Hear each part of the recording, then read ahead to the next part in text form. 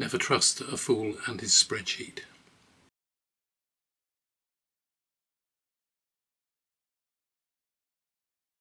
Hello, I'm Tim and I have too many books. Currently it is October, which means the booktube event of Victober. And a few days back, one of the Victober hosts, Katie from Books and Things, put up a video where she showed a Victorian book that she's read from every year of Queen Victoria's reign. Now this is an extremely impressive achievement, and only a fool with a spreadsheet would try to emulate it. Well, I've got a spreadsheet.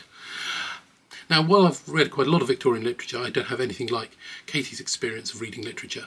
Also, the Victober rules really say that it should be a British or Irish book. They're not books from Russia, France or the United States. Now, if I strictly stuck to just Victorian novels under that definition, I wouldn't be able to do this.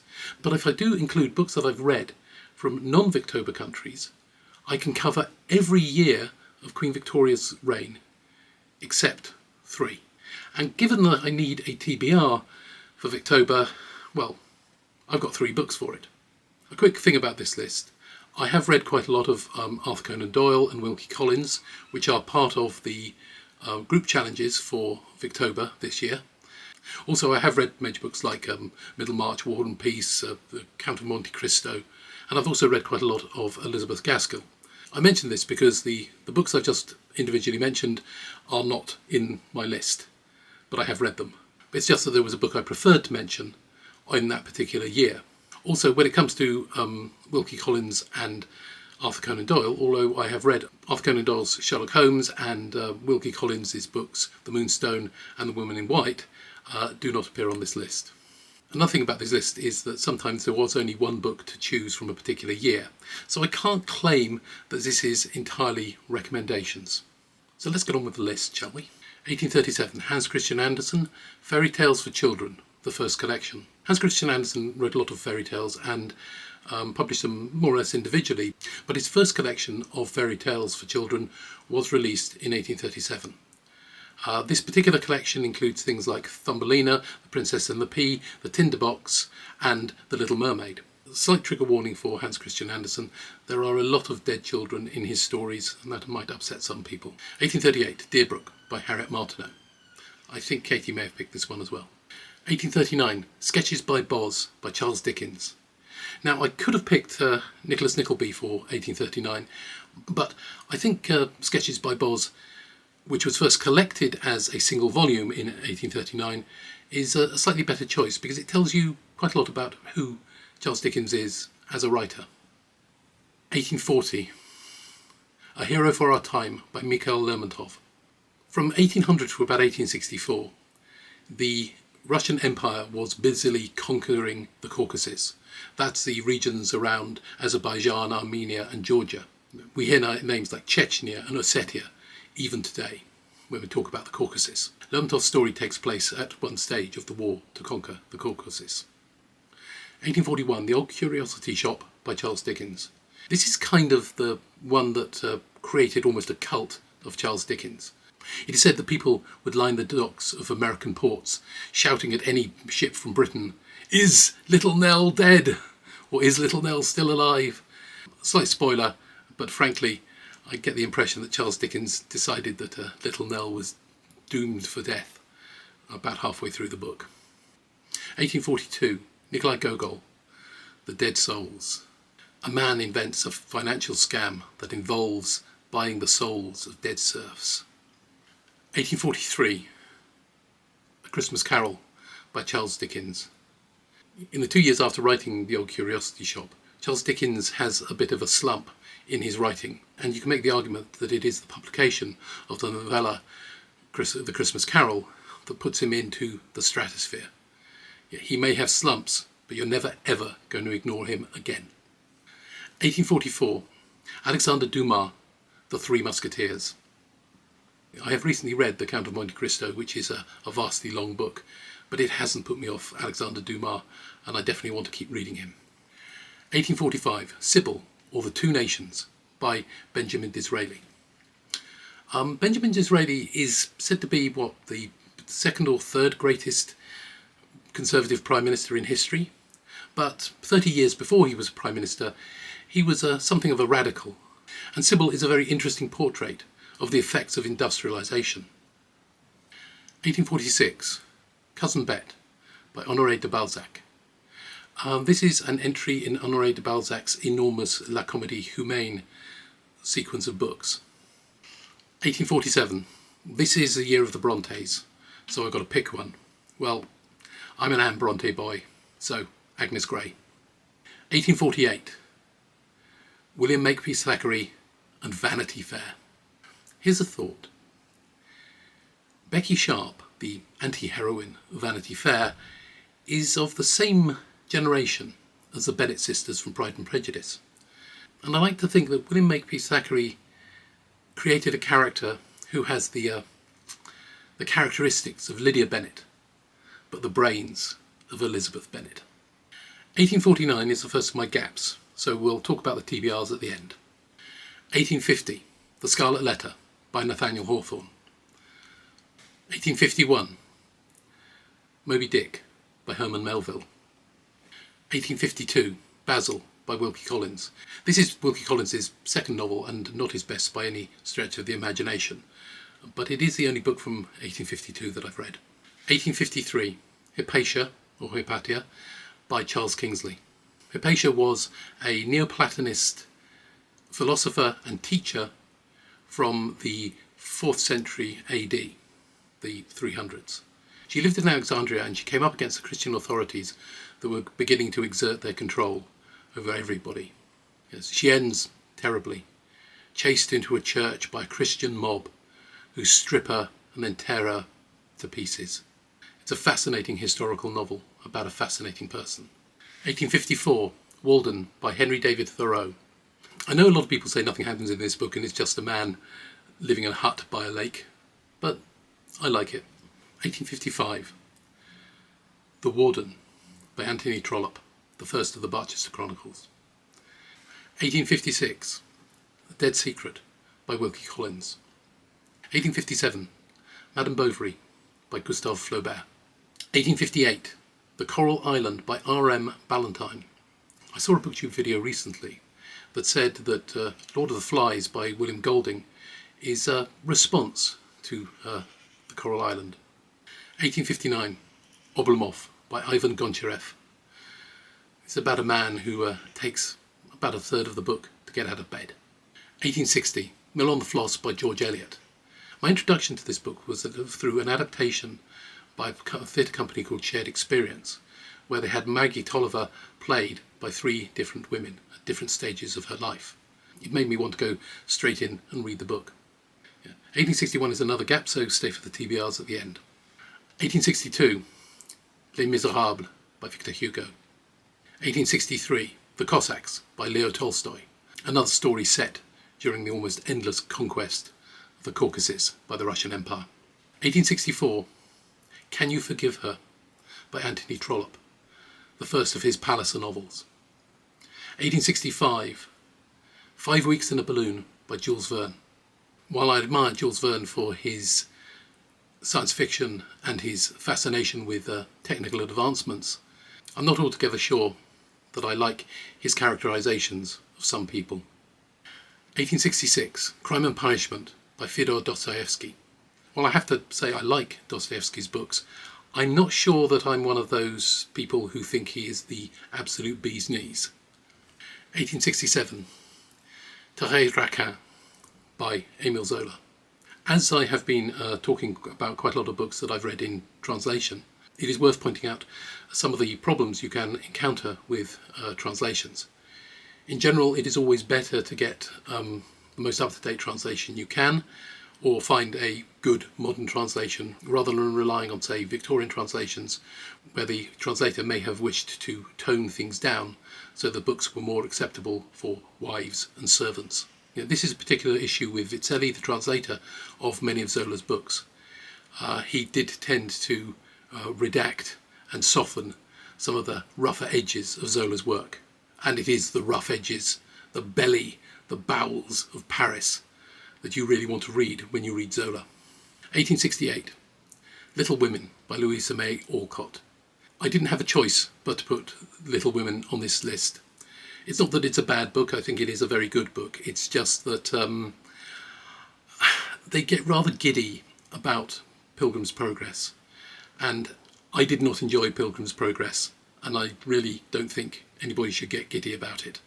So the March Sisters lost all my respect. If you like Pilgrim's Progress, then great. You'll probably enjoy the March Sisters getting giddy over it, but it put me off rather. 1869, Lorna Doone by R.D. Blackmore. It is probably a bit of a stretch, but I can't help thinking of Lee Child's Jack Reacher when I think of the hero of Lorna Doone. 1870, Venus in Furs by Leopold von Sacher-Masoch. This, of course, is the book that gives us the term masochism, and all about a man in sexual thrall to a mysterious woman. 1871, The Coming Race by Edward Bulwer Lytton. This book about a man discovering an underground race of super beings who look like angels caused quite a stir. People were excited about this race called the Vril, who would be giving humanity the power of the Vril. The idea of Vril was so prominent that some years later, a company that was struggling trying to sell their liquid beef combined the word bovine with the power of the Vril to give us Bovril. 1872, Erewhon by Samuel Butler. A satirical tale about a high-tech land which has technology that prefigures some of the nightmares of the 21st century, such as machine intelligence and machines that build machines. 1873, A Pair of Blue Eyes by Thomas Hardy. 1874, Far from the Madding Crowd by Thomas Hardy. I really keep meaning to go down to Dorchester and explore around Maiden Castle, although I probably won't be taking a sword and a female companion. 1875, The Way We Live Now by Anthony Trollope. This could quite possibly be Anthony Trollope's masterpiece. 1876, The Adventures of Tom Sawyer by Mark Twain. 1877, Leo Tolstoy, Anna Karenina. 1878, The Return of the Native by Thomas Hardy. 1879, The Egoist by George Meredith. 1880, The Brothers Karamazov by Fyodor Dostoevsky. I think I've mentioned it before, but there is an entire book by Albert Camus which uses the Brothers Karamazov as a basis for a philosophy of life. 1881, The Prince and the Pauper by Mark Twain. 1882 is another gap, so stay for the TBRs. 1883, Treasure Island by Robert Louis Stevenson. Worth mentioning here, if you celebrate Talk Like a Pirate Day, you're doing an impersonation of Robert Newton, who created the role of Long John Silver in a Disney adaptation of The Treasure Island and also starred in one or two sequels. 1884, Flatland by Edwin A. Abbott. This is a musing on the consequences of having a land which is entirely two-dimensional. It's a very short book and rather known for its interesting ideas than its real quality as a novel or novella. 1885, After London, or Wild England by Richard Jefferies. There is a vast lake where London used to be, and England has returned to its forested roots. 1886, The Mayor of Casterbridge by Thomas Hardy. Now, this is the first Thomas Hardy book that I read. 1888, Looking Backward, 2000 to 1887 by Edward Bellamy. A man goes to sleep in 1887 and wakes up in the year 2000, where the United States is a socialist utopia, and he never wants to go back to the past. 1889, The Crisis Sonata by Leo Tolstoy. A very short novella, even possibly just a short story. 1890, Hunger by Knut Hamsun. This is about a man who is facing starvation and wandering the streets of Oslo. 1891, The White Company by Arthur Conan Doyle. Arthur Conan Doyle in his historical novel phase, writing about a mercenary company in the Middle Ages. 1892, The Diary of a Nobody by George and Weedon Grossmith. 1893, Katrina by Robert Louis Stevenson. This is a sequel to Robert Louis Stevenson's more famous earlier book, Kidnapped. 1894, The Prisoner of Zenda by Anthony Hope. There are probably some better choices here, but as I'm a big Flashman guy, I had to include this because the second Flashman novel, Royal Flash, is a spoof of The Prisoner of Zenda, although as it's told by Flashman, he's the one who gave the story to Anthony Hope. 1895, The Red Badge of Courage by Stephen Crane. I have a feeling this is just 3 chapters. He runs away, he thinks about it, he goes back. But it's so much more than just that. 1896, Wheels of Chance by H.G. Wells. I've made an entire video about the journey that Mr. Hoopdriver, a young draper's assistant, takes as he travels through England and rescues a young woman from a dastardly married man. 1897, Dracula by Bram Stoker. 1898, The Amateur Cracksman by E.W. Hornung. E.W. Hornung was the brother-in-law of Arthur Conan Doyle, and by most of the accounts that I've read, they got on pretty well. But I've never seen any account of them comparing notes.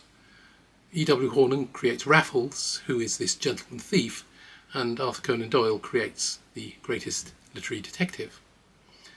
But I don't think there's ever been any crossover.